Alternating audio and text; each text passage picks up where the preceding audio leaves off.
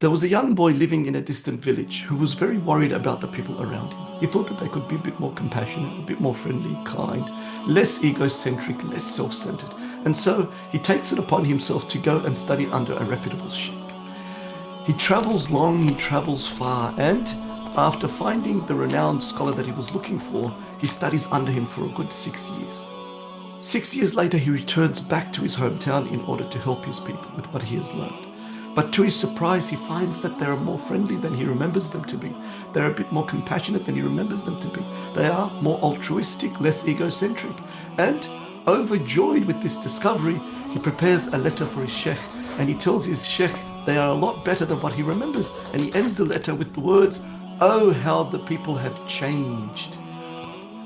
The sheikh receives the letter and very quickly writes a response, very brief response. Eventually, the young student receives the letter and is eager to see the response from his beloved sheikh. To his surprise, the response is very brief. 3 words: "You have changed." It is then that he understood. What his sheikh was telling him was that the sacred knowledge that he pursued and embodied did not alter the people around him while he was conducting his studies. Rather, by Allah's grace, it polished the mirror of his own heart.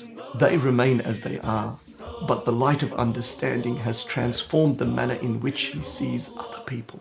He no longer looks for faults alone, but rather also does his utmost to find the good in people, and does so in a manner in which he can apply the good that he learns from the example of others to better himself.